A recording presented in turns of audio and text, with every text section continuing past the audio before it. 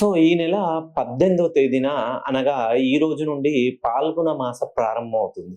ఈ పాల్గొన మాసంలో కష్టాలు పటాపంచలైపోయే రాశులు నేను చెప్పేటువంటి 4 రాశుల వాళ్ళు.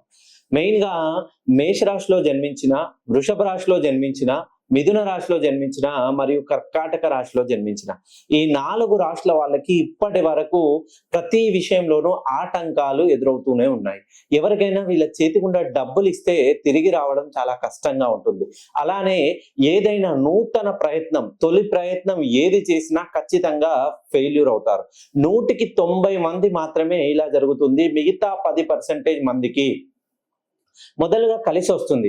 ఆ కలిసొచ్చిన కాలంలోనే అనూహ్యంగా కొద్ది టైం తర్వాత వీళ్ళకి నష్టాన్ని చవిచూడాల్సి వస్తుంది.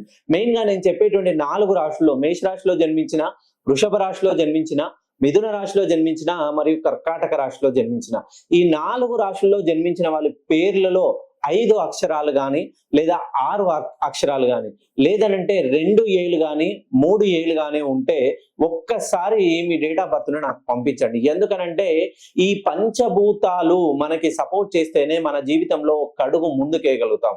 భూమిపైన గురుత్వాకర్షణ శక్తి లేకపోతే మనం పక్షుల్లాగా గాల్లో తేలాల్సిన పరిస్థితి వస్తుంది. మీ జీవితంలో కూడా మీరు కన్న కలలన్నీ అవి స్వప్నాలుగా మిగిలిపోకూడదనంటే, వాటిని ఆచరణలో పెట్టాలంటే ఒక్కసారి మీ పేరుని సుమారుగా 180 డిగ్రీలకి సవరించి చూడండి. ఖచ్చితంగా మీ జీవితంలో మీ స్వప్నాలను నెరవేర్చుకునే అవకాశం అనేది మొదలవుతుంది.